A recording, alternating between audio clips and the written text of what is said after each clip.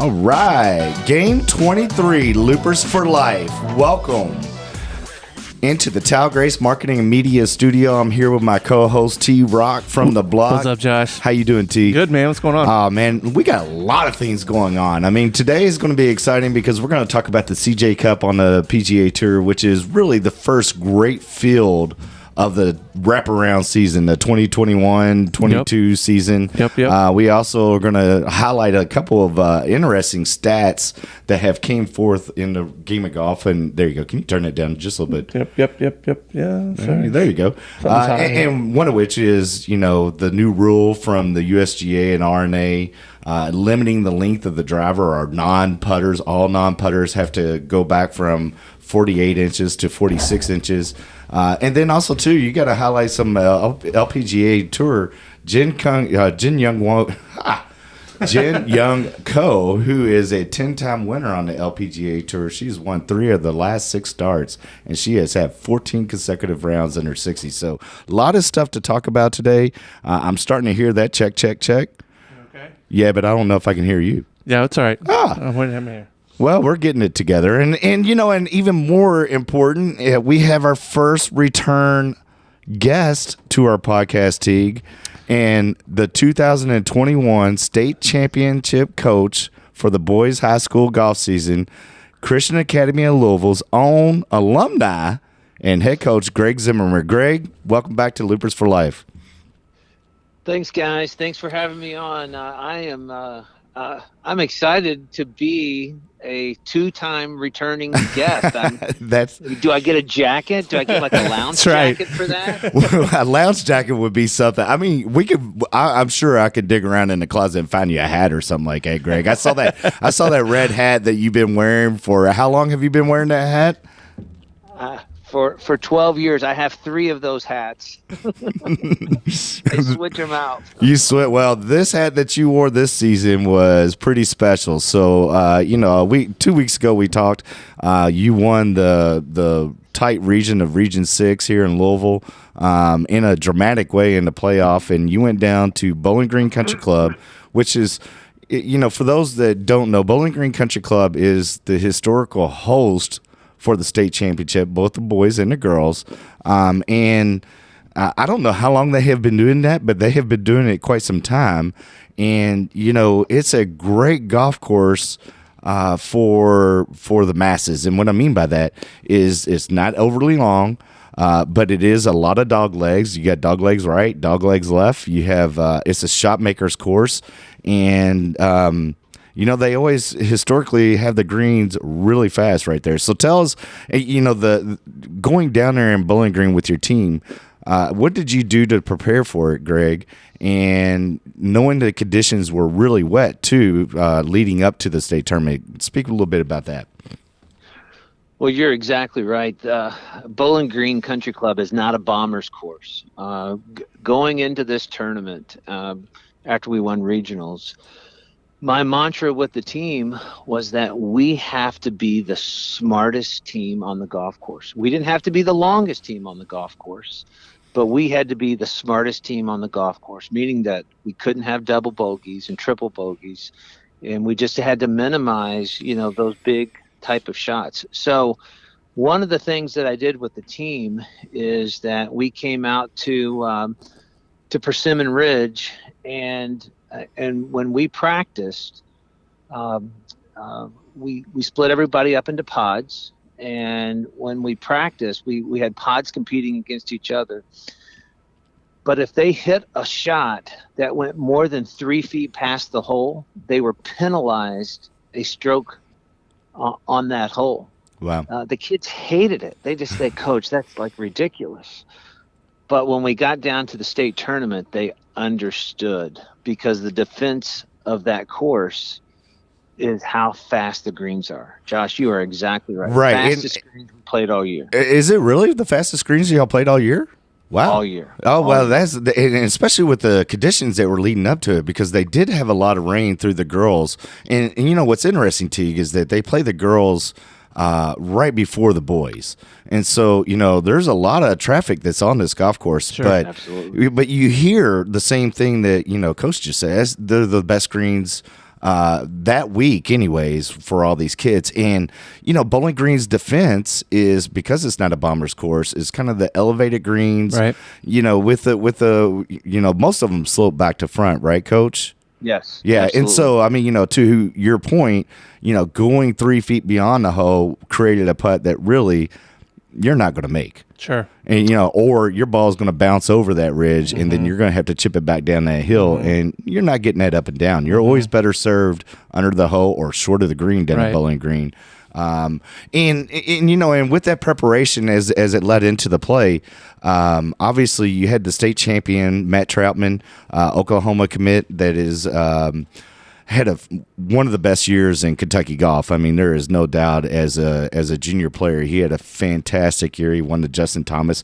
What's interesting is that not only did he win the Justin Thomas AJGA event, the girl who won the Justin Thomas AJGA event is Macy Brown here from Louisville as well.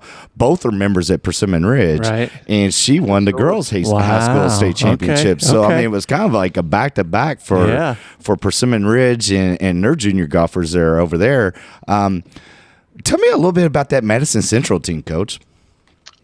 Well, let me just tell you, Cal Congington, he is young coach, and he's one of my best friends in the coaching community. Cal does such a great job with that team, and they've got some really, really good players. Warren Thomas, who finished runner-up, is he's just a sophomore. He's got 2 more years. He's going to be a great player. Clay Pendergrass is trying to figure out where he's going to head to. He's got a number of offers. Gavin McCune, Hayden Walsh, Cooper Eberly didn't have his best rounds this year at the state, but he's just been solid the entire year. Madison Central going into this, I thought player for player really had the best team in the state. I knew we were good too, and sometimes with golf you need some bounces to fall your way. And we'll talk about that. We'll talk about the famous bounce at some point. I like. Well, let's talk about it. I mean, there's a little bit of controversy, but there's a famous bounce that happened at the tournament. Well, I can't wait to hear that. Well, Madison Central is in Richmond, and you say Cooper Eberly, who is, Jason Eberly, who's a longtime PGA professional at Gibson Bay. He is a fantastic junior golf teacher. He has built a program down in, Madison Central. Both the girls and the boys are legitimate players in Kentucky golf. Is that not correct, Coach? Oh, 100%. Right. 100%. And so you guys, I mean, and again, led by your senior, and you had 2 seniors. I mean, Matt, who's obviously an outstanding talent, who won the individual, and then Lucas Bischoff, who is going to Bellarmine, and, I had a really respectable tournament. And then Brady Smith, another outstanding sophomore, correct? Absolutely. Yeah, sophomore that you have on your team. So your big 3 came and played and got it done. 100%, and we can't leave out Will. Oh yeah, Judd the stud with a pair of 79s as an 8th grader. That's solid. Unbelievable. Yeah, he's making a name for himself just from Coach Judd the stud. I mean, I like this kid. As an 8th grader, breaking 80 a couple times. That's impressive. At the high school championship, and that's a score that's going to count. And then your other player on your team, Cameron, was he a freshman? Is that correct? No, Camden is a senior. Okay, I'm sorry. Camden Farmer will be graduating this year. What a ride for him, though, huh? Yeah, Camden. Camden played a different role for the team this year. Camden in the regionals, we used his score to help us get to regionals, like we talked about last week. But Camden didn't have his best round this week, but Camden was an emotional leader who had one of the most unbelievable team talks on Friday night, and really set the stage for us to do what we did on Saturday. Yeah, well, let's talk about that. So Friday, your team has after collectively counting 4 scores out of the 5, you have a 1-stroke lead over Madison Central. 1 stroke. That's right. Going into Saturday. And as it plays out, you win this golf tournament by 1 stroke. both teams tied the second day with the score of 300, counting all 4 balls. So let's take it from there, Coach, and let you have the opportunity to tell us, how it went down and that famous bounce that was down there in Bowling Green. I want to hear about that. Well, we kind of, on Friday, our whole goal was put ourselves in a position to be able to be in the last group on Saturday. And all of our shots on Friday, we talked about leaving below the hole. If you're going to miss, let's leave it even short of the green. And for the most part, we accomplished that. But on Saturday, that changed just a little bit. We knew Madison Central was going to come out strong, and so we went from, hey, we're going to leave stuff short, that we want to be patiently aggressive when we're on the golf course. And that was something that Matthew talked to the kids about on Friday night. He said, guys, when we get out to the golf course, my mantra for all of us is that we can't wait to get on the golf course so that we can be patient with our swings, patient with our thoughts, patient with how we're going to handle the situation. And so that really resonated with the team. And so it was such an exciting day on Saturday.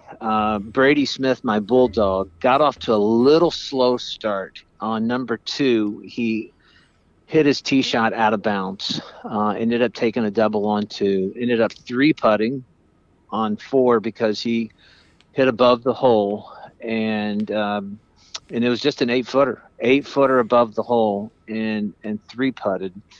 And so he got off to a little bit of a slow start. Now Matthew, as only Matthew does, Matthew got started off pretty hot. He birdied 1, birdied 2, and just got on a roll. But really the turning point on that golf course, and Josh, you've been down there before, is hole number 7. It's a par 3. It's uphill, into the wind. Pin was set on the right side of the green. Bunkers to the right. Right. And on that hole, I believe we collectively ended up playing that even par, and that is a great score on that hole. Yeah, and that hole's not long, Greg. I mean, it's only like 160, 70 yards, if I can remember correctly, right? It was 163 that day, 156 to cover the bunker. But it's such a good par 3. But we had a headwind in our face that was just really, it was just really unbelievable. I will give a shout out to Clay Pendergrass. Clay from Madison Central hit above the hole, left side of the green, almost off the green, and had a putt up to the top of the hill, came all the way back down and made the putt. Wow. And he was playing with Brady Smith. But when we got to that hole, we were down 3 as a team. And I stayed on that hole with the team, and I told every kid that came through, I said, look, we're down 3 shots right now, but we're right where we want to be.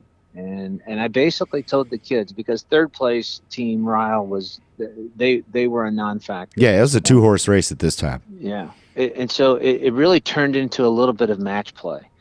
And so what I told the kids is, I said, really, for the next 5 holes through hole 14, you need to beat your player on every hole. It doesn't matter what the score is, but you need to beat the Madison Central player on every single hole. So they were paired up with Madison Central 1 through 5? Yes. Okay. Madison Central, Ryle, and Greenwood. And that stretch right there, Teague, and just for all the listeners, hole number 8 is a pretty forgivable par, or pretty easy par 4. I mean, you can get and maybe gain a stroke on that particular hole. It does have some fairway bunkers that you navigate. Number 9 is a dog leg that is kind of short but quirky. Number 10 is a great hole. Long to the dog leg to the right. It goes the opposite way of number 9. Then you have a real short par 3, another short par 4, and that is an iron drive play, dog leg to the right, a great par 3, and then a par 5 coming into 14. I guess that's the 5-hole stretch that you were talking about right there. And so, absolutely. So it's like, hey, it's mano a mano, let's go. Yeah, 100%. And when we got to hole 14, I was, again, and again, to set the stage, they do not allow coaches to have carts at the state tournament. And so it's a little challenging, as a coach trying to get to all your players. So you kind of figure out, you kind of camp out where you're going to go, where you're going to stand, just because you can't get to everybody. That makes no sense, Greg. It makes no sense. But what I will say is that I'm a runner. I run all the time. I run in the neighborhood. And so I'm telling you, I sprinted from 8 green. I sprinted from 8 all the way down to 11 green or 11 tee box to catch up with my team. And I ran everywhere. I was running so much. Do you have your joggers on? Well, I teased with the kids and I said, hey, look, I'm going to wear my running shorts. And they're like, oh, coach, no, that's not a good look for you. Do not wear your running shorts. But I did, I'll tell you, there's a couple of points where, I was so gassed, but, as weird as this sounds, I kind of went back to my middle school days of playing basketball and early high school days. And I was like, if the kids are going to lay it on the line, I'm going to try to sprint and get to everybody as much as I can, just because it was that important for us. Oh, for sure. And so, but when we got to 14, the things had changed just a little bit. We had score was tied at that point. Actually, I think we had a 1-shot lead.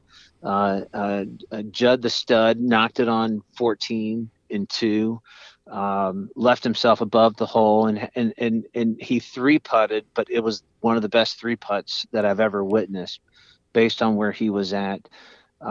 Brady Smith had 162 yards into that par 5. He's pound for pound. That kid hits it as far as anybody in the state of Kentucky. There is no doubt. He probably hits it as far as anybody anyways, but then you go pound for pound, he's a bulldog.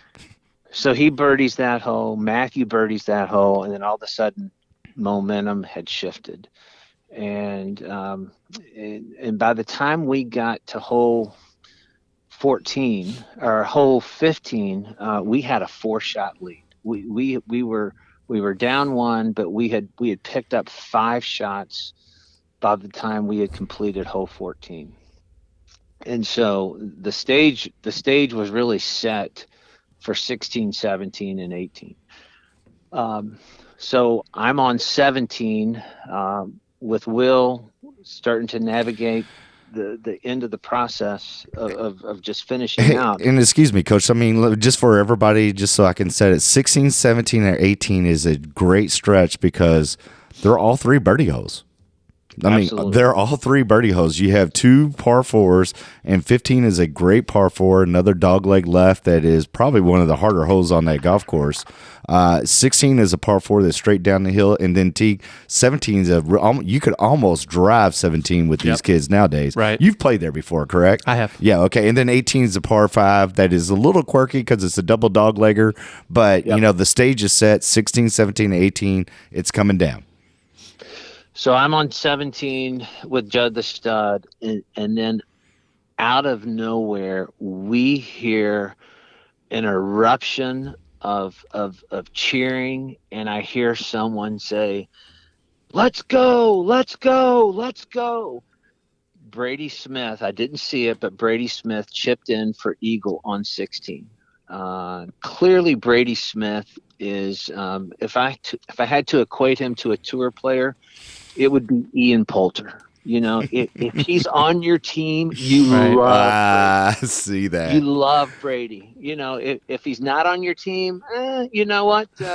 He's a good player, but you may not have the love for the people who are on your team. And so Brady, Brady's got the whole team now, jacked up and excited because, first of all, they hear him yell from 16. I think every single kid on our team heard him. On 17, Josh T, I'd never seen the pin where they had put it on 17. 3 paces off the left side of the green, right in the middle. Where that slope is. That where the slope is. I know exactly what you're talking about. it was virtually impossible. Perched on that hill, on the hilltop over there. Oh yeah, Okay. exactly. So it was on If you had top of left it was actually on top of the slope. it was on top of the slope. Okay. 2 feet past the hole, you were putting off the green. We played that hole 2 over, and I think the field ended up, I think that ended up being the hardest hole on the golf course. And so great. our 4-shot lead, after hole 15, had evaporated, and now we had a 1-shot lead going into the last hole. Lucas Bischoff hit a phenomenal putt on 18, a 5-footer on 18. That, if he misses that putt, now all of a sudden everything's square. But we're coming down to 18. Matthew and Warren Thomas, was the eventual runner-up, are both teeing off on 18. Matthew, as you already described, it's a double doglegger. Matthew hits it straight and actually rolls across the cart path. Warren does the same thing, so they both have to punch out. And this is the final game. They're both playing in the final game. They're both in the final. Okay. We have a 1-shot lead, and so and it's Matt pretty knows exciting. this. And Matt knows this. I mean, I guess when you were on 18, were you more on the tee, or were you on the green for all of your players? I was with Matthew. I was with Matthew. I was with all the players in the middle of the fairway, but I went back to the tee with Matthew because I wanted Matthew to know exactly where things stood. And so they both have to punch out. Warren goes first. It's a great punch out to 100. Matthew punches out to 62 yards. And this is where everything gets crazy. And what I'm about When ready he to paints tell this you, picture, He is crazy. painting a good picture right here, Teague. I mean, this. What I'm about ready to tell I'm going to tell you, you've already exceeded our the guest list. We're going to bring you back. I mean, this is great. Go ahead. I can't make this up. What I'm about ready to tell you guys. I mean, it's unbelievable. So Matthew and I walk up to the green, and because we got a little time, we want to see Lucas make that putt, and we wanted to watch the other guys hit into the hole because, as we've already described, the greens are lightning fast. The greens are not holding. There was not a single green that we had the ball back up on. Everything hit and rolled forward. So we walked up just to watch everybody hit and see how the ball was going to react. The pin was in the middle of the green on the left side. So it was probably 22, 23 paces, on the green. One of the bigger greens at Bowling Green Country Club. So Warren gets up to hit his ball, and he hits it heavy. Immediately, I said to Matthew, that ball's in the bunker. And I said to him, that ball's in the bunker, middle of the green, 2 putts, we win the state championship. And what happens next is like out of a movie. Warren's ball hits the edge of the rake and kicks forward 40 feet, rolls over the hole. It's going so fast it rolls over the hole. The hole slows it down, and he's got a 4-footer for birdie. So he lips it from off the edge of the rake? Off the edge of the rake. Josh, I can hear people right now. I can still hear it in my head. That ball's going in the hole, and people are screaming. I look over at Cooper Eberle's dad. I think he's doing backflips on the sidelines. I mean, people are going nuts. And my famous red hat, I take it off. I'm rubbing my head, and I said, can you believe that? Matthew's already walking back to his ball, and he says, Coach, we can't do anything about it. All we can do is control our next shot. Let's go. Wow. So you called this, you gave him the early call that it's in the bunker, right?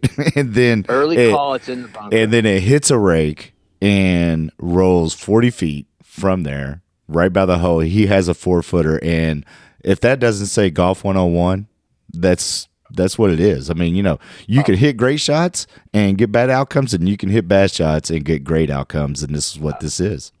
Absolutely. So we go back. Matthew, sizes everything up, and it hits a really good shot. Hits it to about 12 feet. And so we go up, and we look at it, 4, 5, 6 different ways. The scene it's electric. I mean, there is a buzz around the green. Everybody's moved up closer. It is so exciting because they know if Warren makes this putt, we're going to a playoff. But Matthew's got the chance to close it out, and I think that's what the excitement was. Is that both of these players, had a chance to make something happen right there. Matthew hits a good putt. It just slides maybe 3 inches past the hole, and it just barely missed it. And so the scene is set, and I'm just assuming that Warren's going to make that putt. It's a 4-footer. I'm over there with the team. Of course, Brady Smith is already, rallying the troops. Hey, we're going to a playoff. Yeah. Get ready. And you knew what was going to come at you in the playoff. You knew the rules. So, I mean, that was, I could see where your kids were pretty hyped for that too. Yeah, they were ready. And then, Warren just missed it on the low side. Missed it by about 12 inches on the low side. I just think I think it was just a big moment for him. Yeah. And he made a valiant effort at it. But I told my kids, I said, look, if he misses, we're not going to scream. We're not going to cheer at that point because it was kind of a weird scenario. Matthew makes it, we go nuts, and we douse him with water and everything else. But Warren misses it. Our kids were really good. They understood the moment and understood how that was going to be a tough moment for Warren. But after he missed it, and then everybody else putted out, then the celebration began, and that was pretty exciting. Yeah, and you've been coaching now, like you said a couple weeks back when we had you on here. This is your 12th year. You're an alumni, Christian Academy over at the Rock Creek campus, and the opportunity to have your team down there for the first time and to get state championship. Tell me what that means for you. Oh, well, I mean, Josh, it's unbelievable on a number of levels. I think the last time we had talked, I think I even said that, we'd been there, we'd finished second place a number of times, but we'd never won. So it was the first year the team had won a regional. We won 11 tournaments this year, which is just unheard of. That's incredible. And then this is, with football, it's a class system. With golf, it's open. So this is really the first open championship that Christian Academy has ever won, meaning, every single team in the state was involved. We won a lot of class championships, but never an open championship before. So it was just exciting. It was exciting for, the parents, the kids. If you're a parent of a golfer, you're heavily invested in this in this situation, and you know what I mean by that, Josh. You see the parents that come for lessons and that are working with their kids, and so to see everything come together, it was pretty emotional. It was pretty exciting. So it was Saturday evening afterwards, and you're all having a great. Did y'all go to Chick-fil-A? Oh. I mean, Christian Academy, it was B-Dubs.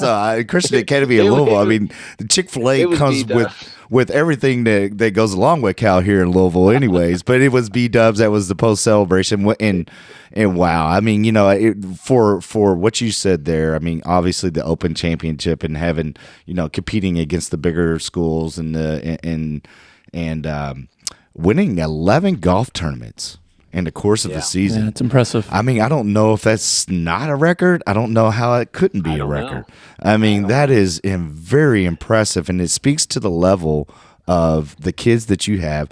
And like I said when we had you on here a couple weeks back, it also speaks to the level of your commitment to bringing these kids along through the middle school development programs that Cal does. Right. And, and having a kid like Will Judd, who is, an eighth grader playing on the varsity team and having this experience. I saw a picture on Facebook of, your little bulldog, Brady Smith, doing the same thing when he was in eighth grade.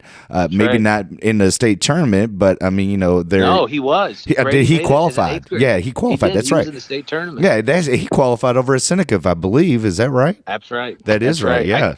Rain Man. I did remind Brady he shot 80-80 and Will shot 79-79. Oh, there you go. Well, that makes for a great nucleus team to when you're coming back for next year. I mean, and obviously coming back next year to defend your championship. And I know that you said that one time that you're always looking to reevaluate whether you're going to do so or not. But man, it sure would be hard not to come back and coach a couple of kids like that. And that's probably the hardest part about walking away, right, Greg? Oh, well, absolutely. Our athletic director, we all have a 1-year contract, and golf it's a short season, but it's a mentally draining and long season. Yeah. And so right. you need a month to recuperate. But Josh, I wanted to tell you about a special package that I received right before I left for the state championship. And it came of all people, it came from one of our fiercest competitors. It came from Trinity High School. The assistant coach there, Pat Heights, who's also our regional coordinator, dropped off a package for me and my team, and had a letter in the package, and basically he talked to each one of my kids in the letter and told them how special regionals were. And he said 30 years earlier, when his son was playing for Trinity in the state championship, a random guy walked up to him and gave the entire Trinity team these little pins. They're crosses, and they're called they're called dream crosses. And it's supposed to inspire faith and supposed to inspire dreaming big. And so he went out and bought 6 of these pins for each of my players and for me, and said, hey, we're rooting for you here in the 6th region, and we want you guys to dream big, to represent our region, but then also just because we're men of faith, he wanted us to really do everything we can with integrity, and that he hoped that this would inspire us.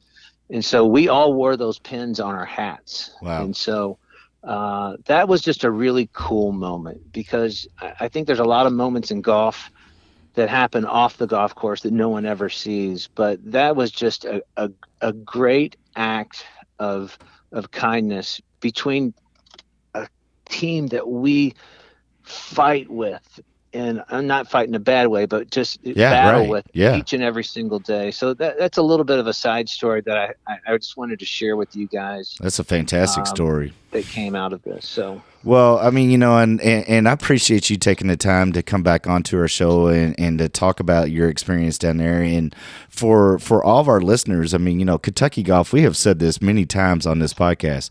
Kentucky golf is deep right now. I mean, and this comes through the roots of the junior programs that created J.B. Holmes, that created a Jason Thomas, that created a Emma Talley, that has created, a Kenan Claycomb, and then now a Matt Trapman, and the list can go on and on and on. And, the little things, I mean, that you have brought to your team in regards to playing the game of golf with integrity, playing the game of golf, with discipline too. I mean, I love the quote, and you best believe I will use this in my teaching: patiently aggressive. Mm-hmm. Patiently aggressive. I mean, and that is truly how you can hit quality golf shots. That there's times when you need to go and knock the flag down, much similar to Brady Smith there on the 16th hole. busting a drive. And when I say the 16th hole, I'm talking about a couple weeks back in regional where he looked at coach and said, "Hey, I'm going to try to drive this green right here, and make an eagle." Yeah. That's patiently aggressive right there. Or the thing that's crazy to me, if Matt doesn't hole out a chip, they're not even in this thing. Right. I mean, it's just insane. Well, and I mean, it is insane. I mean, and then for the playoff format that happened in regional, and then I think that, it truly shows the class, the difference between what golf is and other sports. I mean, a gentleman like Mr. Heinz, who's coming over and dropping off 30 years later something that happened to him for a rival team.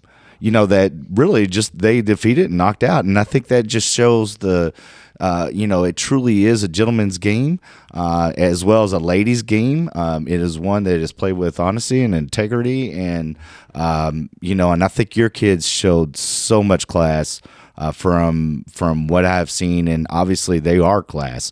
11 tournament wins, state championship, high school champion.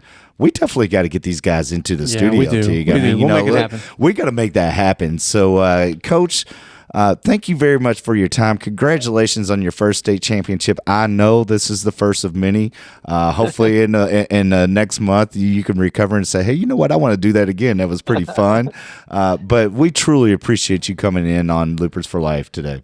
Well, we appreciate it. And Josh, hey, I do need to give a shout out to Ben Spencer from Oldham County. Yeah, that's my guy. Who was T7th. He was 74-73. Micah Brown from Ballard, 77-73. Great player. He finished 15th. And Tyler Worth, I think he was also from Oldham County, 71-82. He shot under par the first round. And then Cash Alvarado, 76-80. I know Cash didn't play as well as you wanted to the last round, but Cash had a really solid performance, 34. So, I mean, those are great scores, and so proud of all of our teams from the 6th region, and just happy to be on here with you guys. And so, thanks for everything you guys are doing, and I appreciate you guys having me on today. Yeah. Yes, sir. Well, we look forward to having you in the studio. And Teague, what you got to say?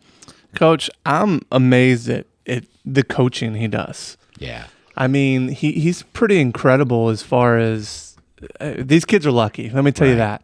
To have a coach that is committed and invested and is as knowledgeable as him about this stuff, it's pretty crazy. So congratulations, Coach. I hope these kids understand how lucky they are to have you as coach. Yeah. Well, I appreciate those kind words.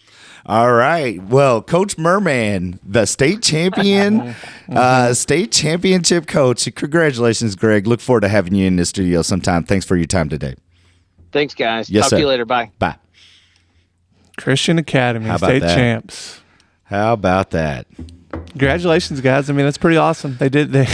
The stories behind that's nuts. Well, the chip in, the rake. I mean, are you kidding me? I mean, a rake. I mean, the guy chunks. I mean, you got a 100-yard shot, right? Yeah, right. And the guy chunks it. It hits a rake and bounces and almost goes in the hole. And and being around the region when regionals 2 weeks back and on the 18th hole over at Neville Mead.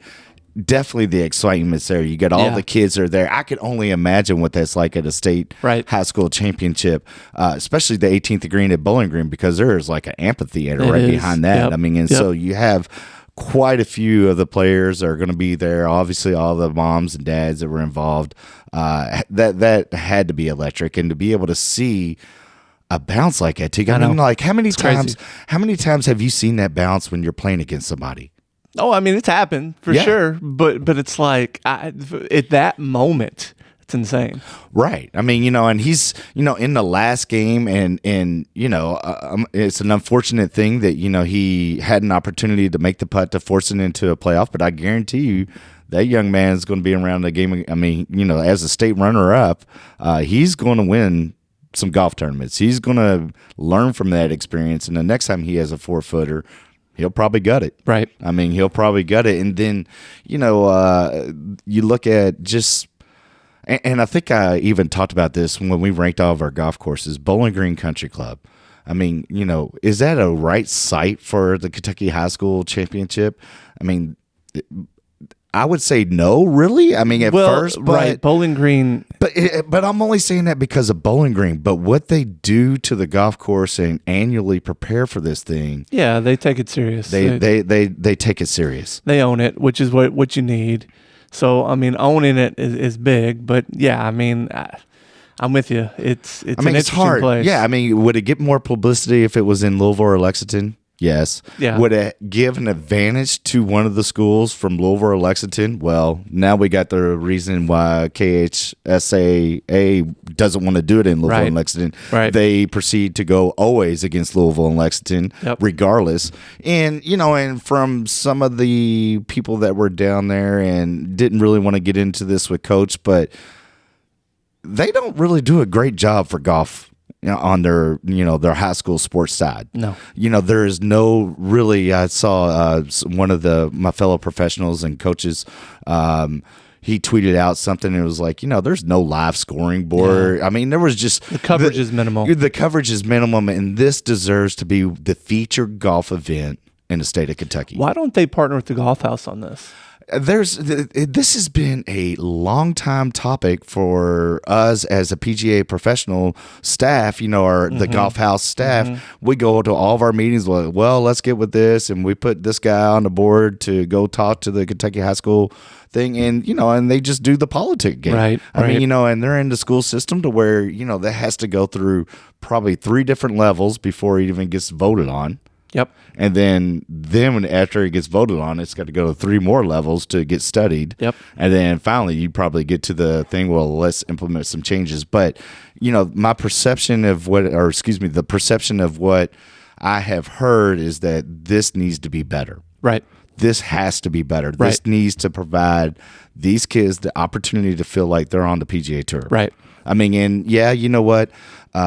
There's probably a school in the middle of Kentucky, Middlesboro, nowhere, that doesn't deserve to play in a region. But you know what? Or in the state championships, they won their region. Yeah. They deserve to be there. And those 5 kids deserve to have the opportunity to feel like they're on the PGA Tour. Yeah. The other thing of this, though, too, Josh, is I feel like that so many of the good teams get left out. Because I'm looking at this scoreboard here, and then obviously Madison Central's good, obviously Christian Academy's good, but man, there's a big drop off after those teams. I mean, St. X and Trinity and some of these other teams should be in. Talk about that. I mean, and when you look at that, I mean, I think, and I've seen that too, Teague, and I would like to, the drop off, and like he said, I think he said the 3rd place team was Rowell, and so it was like a 20-stroke difference or something like that. I mean, So Christian Academy won it with a 21 over par, but there was 1, 2, 3, 4, 5. There's 6 teams that were 100+ over par. Yeah.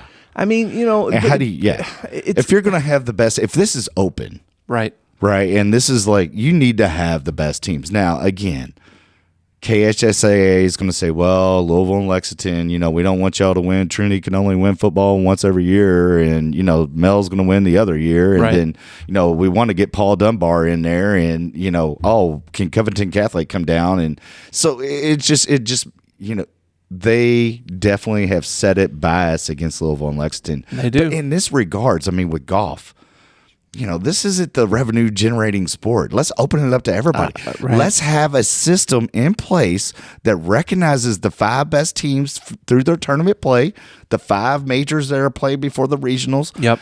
Give them a ranking.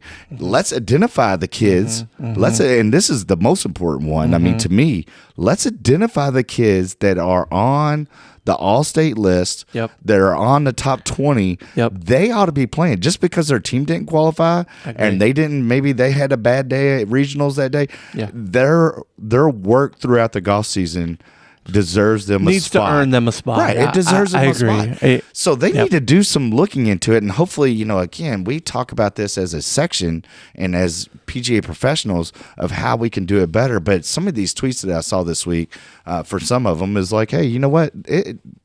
the time is now. Let's make the change. Yeah. Let's not do 1920 golf in 2021. Totally agree. Right? I mean, and that's the thing about this. So, congratulations to Cal. I mean, we definitely got to have them in. I mean, I'm going to tell you right now, Teague, there is obviously they're making history in Kentucky golf right now. But I mean, a couple of these kids that he name dropped on his team. That Troutman kid can play. And that Brady Smith is a bulldog, and Lucas Bischoff's best golfer in front of him. And congratulations to Camden as a senior going out like that. Judd the stud. I mean, he's got the greatest nickname in Kentucky golf right now. I mean, hey, as an 8th grader, you're already breaking 80 in the state tournament. That's pretty impressive. That is impressive, and I mean, and that just again, it goes to the level that Coach Zimmer puts forth with his middle school programs and getting these kids playing, golf and moving their game forward, learning how to play the game the right way with integrity and then going from there and understanding how to, just like as you said, as a coach, and he has done this obviously. His son's a fantastic player. He's at Dayton University, one of the state's best. I mean, has consistently been on top of leaderboards, not only here in Kentucky junior golf, but now nationally on the NCAA Division I level. Yep. And learning the course management side, learning how to be disciplined about, hey, you cannot go 3 feet past the hole. Right. I mean, and I think that was great. Obviously, Persimmon Ridge presents a good learning experience. That's unbelievable coaching. Yeah. I'm telling you, not many teams are getting that. Right. And I mean, and this from being in the coaching world. I mean, like you are on the baseball side. I mean, and there's dads that can coach and they want to do that. And then there's dads who understand the game and will coach to the game, not necessarily to the kids. Yep. Or, you totally coach. Agree. And so it's just one of those things that I'm so happy to see them. And then, the membership at Persimmon Ridge is obviously excited. They practice a lot at Persimmon Ridge. You have you had 2 state champions coming out of Persimmon Ridge. I mean, training and hitting balls. Great thing about Macy Brown and even Matt Troutman. I'll say this: the very next day after they won, guess where they were? The range. Just working on their game. I mean, because that's what they do. That's what they do. I understand that. The better players that's what they do. Well, let's get in a little bit about like what's going on. And speaking about better players, and I just want to bring this to attention. I mean, how about J.R. Smith? We talked about him a few weeks back. I mean, what do you think about that? J.R. Smith, he's the NBA champion, played for the Cleveland Cavaliers, 36 years old. He is in college as a walk-on at a historically black college, North Carolina A&T. And he's going back for his degree, decided he wanted to play golf, walked on the team, did not do anything, and then obviously through qualifying earned the spot to go play. Now, is that a positive or a negative for the game and what he's doing right now? Well, it can't be a negative. The guys out there. He's a multi-millionaire. He's out earning a degree. Honestly, Josh, I think he's setting a pretty good example for African-American young men. Right. I really do. I do too. I think what he's doing is pretty remarkable. I don't think he's going to go out there and be able to compete anytime soon.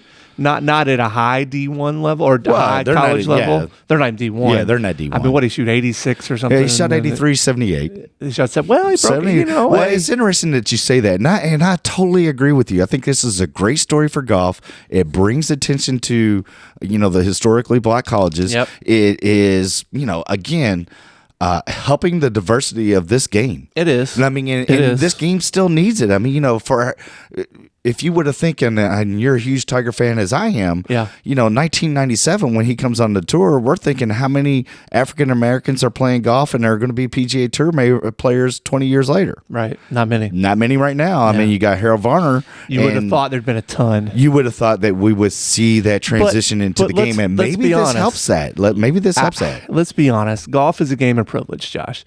You're not going to be good at golf unless you have some sort of privilege in your life, whether it's privileged to be able to get to a golf course frequently, you have parents that get you lessons, you have whatever it may be. Now, there's kids that grind and go to the munis and figure it out on their own, but those kids are few and far between, and you still have to have that I agree. It's a game of privilege. I would have like have to that disagree with opportunity. that, but I agree. I mean, and it still hasn't made that big transition. I think that, as much as Happy Gilmore has done for the game of golf, I Yeah. mean, and kind of, moving that away Right. and having the masses play, it still is a game of privilege. And the first tee's done a great job. I mean, Right. look, there's people that are trying to change that, but it's a little bit different just to have a basketball and a park and a hoop. You can go get better Right. at that game a lot easier than you can go get better at golf. Well, and golf's the hardest game in the world. So it's But here's the great thing about what J.R. Smith, and I mean, in what he has done, and you talk about like, okay, hey, you know what? He's probably not going to be able to do it. Golf is a game that you can get better. And I screenshotted this one quote that he had, and I'm quoting J.R. Smith here after the tournament. More than anything, it's just being able to go out there and compete as one of the guys, just another name, and get my butt kicked. Interesting. And he's an athlete. Yeah. And so what are athletes going to do once they get their tail kicked? oh yeah, he's gonna grind. He's going to grind. And he goes, it was actually very humbling feeling. And again, I'm ready to go to the range and go work on it. I have fun, but I don't like losing. Yep. That's a competitor right there. Heck yeah, it is. And I man. mean, and I think that, what he's doing for the game of golf, I got mad respect. I agree. And what he's doing for his, obviously the coach is making him qualify, I'm sure, because, I mean, as I've told, and even Coach Zimmer could have talked about this, I mean, you know what? I don't care who you are. You got to shoot a score. Yeah. And, and maybe in high school, there's a little bit of who you are and you get a little bit of pass on that. Yeah. But once you get to college, whether you're playing the high level basketball or golf, I mean, it's your results that are going to matter. It's what you do in practice. Yep. It's what you do and how you handle yourself around your teammates.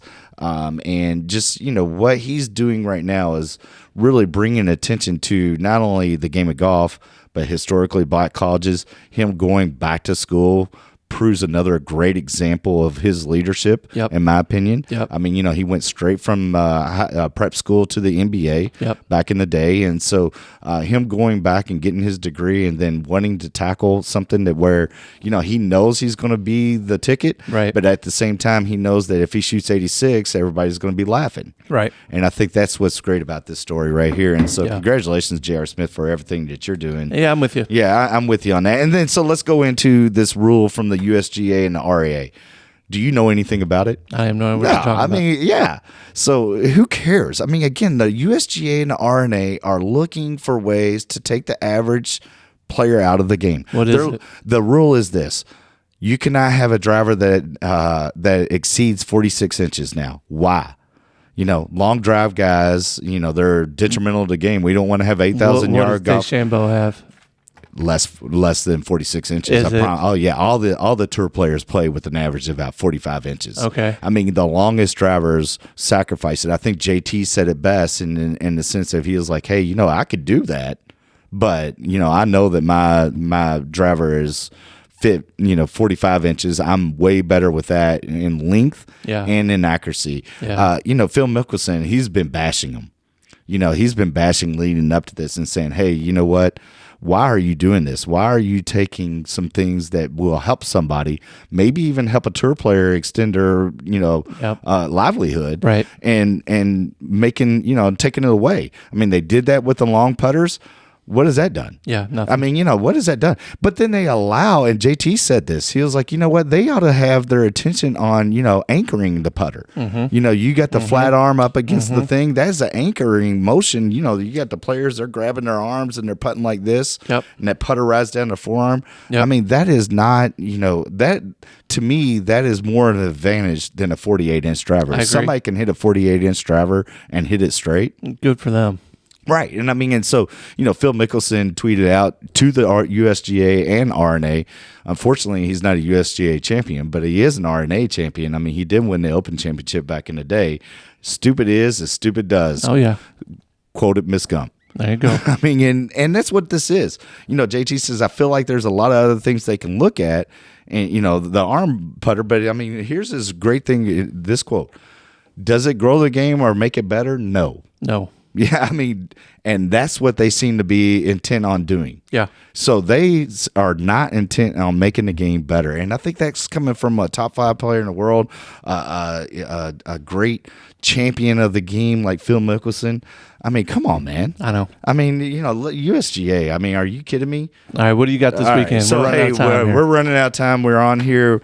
The PGA Tour is in the CJ Cup. This is a limited field event, Teague. 4 rounds, no cut, 78 players. This is the first field that we have the best players in the world playing. We have 7 out of the top 10, 20 out of the top 25 are in the field this week.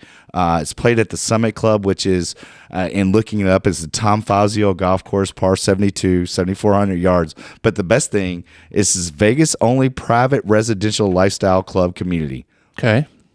Wow. Tell me, I mean, yeah. I mean, is that what do you think when you hear that? Vegas is only private club lifestyle community. I think like rich of the rich. Yeah, this place was built for rich of the rich. You look at their website, Teague. I mean, it's incredible. I mean, you can go jet skiing in the reservoir. I bet it's nuts. Mountain biking here, horse riding there, and just a great golf course. It's the first time this golf course is on the world stage. The CJ Cup was a kind of made-for-TV tournament to start the golf season. The new wraparound golf season. It was played in South Korea. It was, kind of designed to bounce around.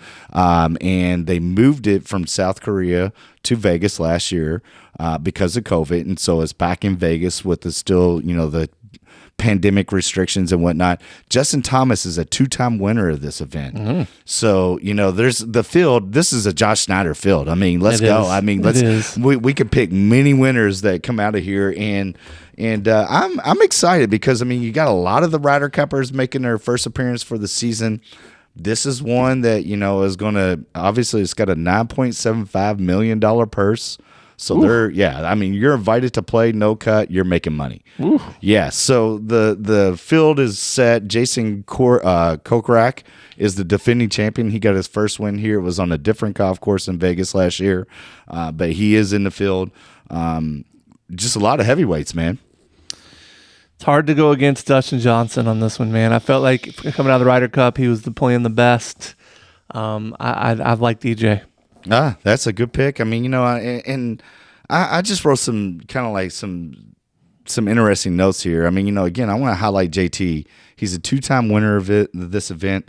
11 of his tour wins have come in the months of September, October, and November. Yeah, he's got 14 tour wins. 11 have been played, that he's won have been played these last 3 months or the start of the new season. So, I think he, coming off the Ryder Cup that he had, and really kind of getting his putting stroke back. I mean, he has led the field last year in proximity. Well, not the field last year, actually the tour. He led the tour in proximity to the hole from the fairway. He was 3rd in strokes gained green. This tournament or this golf course has been told as a ball striker's golf course. His putter got hot during the Ryder Cup. I like to see him play well this week, and I think he will. The other thing that I found just kind of just a really interesting note, Victor Hovland.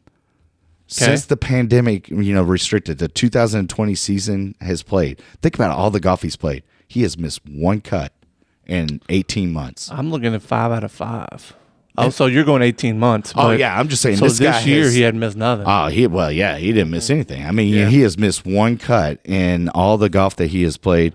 Obviously, let's go with my favorite right here this week. I'm going to have to go with the homeboy, and that is Colin Morikawa. He is a member at the Summit Club. I mean, so he has one of those $1 million homes. Hard to go against that. Yeah, I mean, he's playing at a home. This is a home course advantage. I mean, right here. His record is unbelievable since he's come on tour too. I mean, he's won 5 times in 55 starts. Yep. He's got 2 major championships. Yep.